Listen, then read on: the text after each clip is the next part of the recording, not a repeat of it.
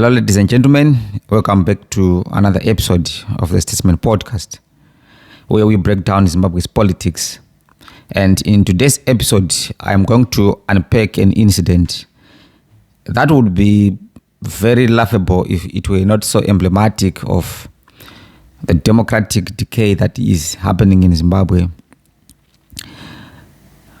What happened was there was a deployment of 2 lorries of Riot police to the private offices of Tendai Biti, former minister, former member of parliament, and a former leader in Zimbabwe's opposition politics. I think to everyone it was a very clear moment of absurdity. I can even call it theatrical overreaction, and in fact a symptom of authoritarian consolidation that we have been speaking about, especially on this channel, for a while.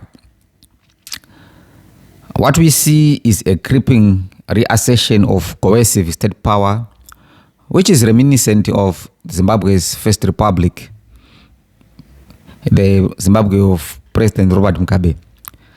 Now, and as we are going to be exploring on this episode today, this event connects to a wider pattern of shrinking civic space, securitization of dissent, and executive intolerance towards constitutionalism.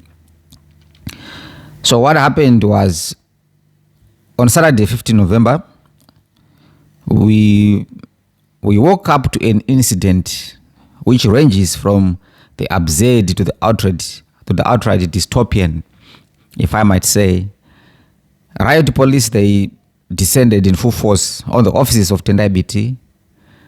And to many people, this might seem as business as usual because we have seen this before. It's normal, isn't it? In Zimbabwe's political space. Right? Even worse things have happened right before our eyes. But for students of political behavior, what it signals is authoritarian relapse. We are going back again, a reversion toward coercive governance without even the pretense of procedural legitimacy. Now, to understand this moment, what we need is context. So, Tendai Biti currently leads the Constitutional Defense Forum, CDF, which is a civil society organization very much dedicated to safeguarding constitutionalism. As I have said many times on this channel, Zimbabwe's problem is not the absence of a modern constitution. We have one of the most progressive charters in the region or even in the world. The problem is constitutional non-compliance and the erosion of vertical and horizontal accountability mechanisms. Now, this is where the civil society becomes indispensable, because a democracy without active civil society organizations is a democracy sliding towards delegative authoritarianism, where elections become nothing more than symbolic rituals rather than genuine sites of contestation. Now, instead of nurturing civics engagement, we see the state in Zimbabwe, it appears so much determined to intimidate the civil society organizations. The invasion of Biti's offices is not an isolated incident. It sits within a broader authoritarian repertoire that is intensified over the past months.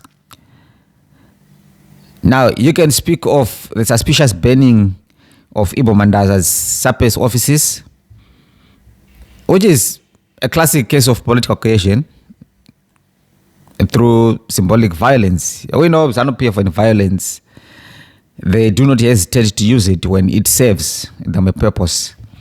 I mean, 2008 is a classic case of how ZANU-PF can be very violent and without shame. They can do anything to retain power. That much, I think, in Zimbabwe, we have grown accustomed to that reality. But then coming to the Second Republic, it came with a very different tone, a very different rhetoric, that we might be forgiven to have thought that such days have been over. But we see now the creeping back of the old methods that have sustained ZANU-PF in power up to today. So the burning of a private residence also took place at the same time when SAPE's offices of Ibo Mandaza were being burned down. And a residence of one of the organizers of the same event that was supposed to take place, a press conference at Ibo Mandaza SAPE's venue. The house was also burned down. And then you go over to South Africa, the arrest of Job Scala in South Africa under what many believe to be planted evidence, which is a hallmark of state-sponsored delegitimization tactics. And then back in Zimbabwe again, we have got the abduction and torture of ZINASU student leaders at Chinhoyi University. They were abducted and they were tortured for campaigning. It's student politics. It does not end there in recent times. A few days ago, the suspension of 5 Midlands State University students at MSU. And why? What were they suspended for? For advocating accessible education. All of this is an assault on what we would like to call associational autonomy within the academic space. Now, this is a textbook behavior under authoritarian consolidation theory. Forgive me for putting these theories. Because of my background of political science, it helps us understand what is happening. It's not new. It's not like the people in ZANU-PF or those are leading certain institutions when they send the police two trucks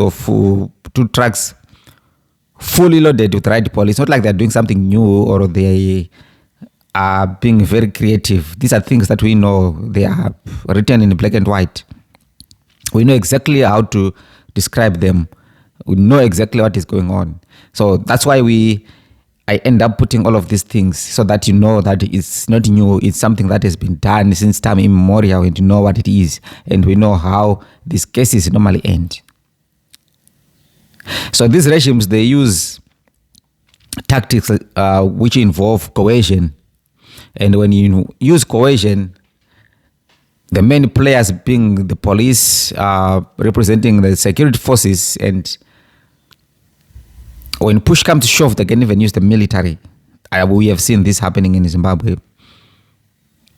I can't remind anyone of 1 August 2018 and what happened to January 2019, the following year. And then they can use legal repression, weaponizing laws to silence dissent, institutional capture, the capturing of universities as we are seeing now, courts, the police, securitization of ordinary activism. All of this is done to entrench power while maintaining a veneer of constitutional order. So yes, the police will be involved just to appear as if there is constitutionalism in those institutions getting involved. But they are captured institutions. Why does a university feel threatened by its own students exercising constitutionally protected rights? Why does law enforcement deploy riot police to an empty office? There was no one there. For all we know, Tendai was in Chiredzi.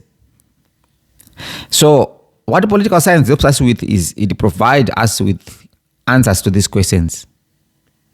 The securitization theory.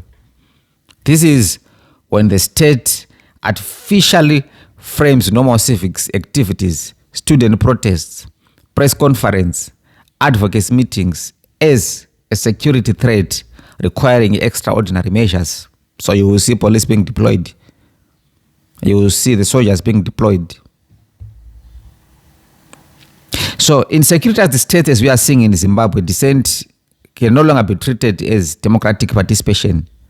It is treated as an existential threat to the powers that be.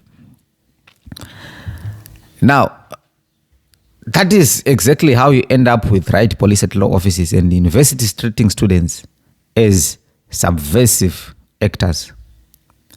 I have been flirting with a worrying ideation to understand the role of state institutions versus citizens for a while now. Now, Zimbabwe's crisis is not only the stubbornness of ZANU-PF as a political actor. It is also the complicity, the silence, a political socialization of ordinary bureaucrats who run state institutions. The question becomes, are these actors merely following orders, or have they internalized an authoritarian political culture? We may be in a zone as a country where bureaucrats are fighting to outdo each other, to be observed by the powers that be. So what they do is they end up doing absurd things that takes us back to ages ago where democracy was even unthinkable. I think that is the tragedy of the Second Republic as we speak. So instead of reform, we are witnessing path dependence. The persistence of old authoritarian norms even in a new political era. So in the midst of all of this happening, Tendai Biti himself framed the incident with clarity. He said the police barricade at our law firm is unlawful and unconstitutional invasion of our right to work. We are being targeted for our consistent and principled position against autocracy and dictatorship. We have never yielded on matters of principle. We believe in a new Zimbabwe where everyone enjoys basic fundamental rights, including the pursuit of happiness. His words are not simply political rhetoric, if I might add, but what they do is they reflect a normative struggle for constitutionalism against an increasingly coercive state. So what happened on 15 November is very strange. It's a very strange police deployment. I think it's a moment that we need to, it's a diagnostic moment. A moment that gives you, that opens a window for you into the ruling elite's mindset and the trajectory of Zimbabwe's political system. Now, Zimbabwe today sits at the intersection of shrinking civic space, number one, state securitization of dissent, number two, institutional capture, number three, and executive overreach. So, if all of these is unchecked, such patterns become self-reinforcing, leading ultimately to full authoritarian consolidation. But every authoritarian system contains the seeds of its own resistance. How so? In the form of civil society, student movements, legal activism, and citizens who refuse political fear. Now, the task, therefore, before Zimbabwe is not merely to defend a document called the Constitution. It is to defend constitutionalism. The culture norms and practices that make a constitution real. That's what we mean by constitutionalism. And as long as citizens continue to stand firm, speak out, and resist intimidation, the authoritarian project will never be complete. Ladies and gentlemen, this has been the Statesman Podcast. Until next time, stay engaged, stay informed, and stay courageous. We move.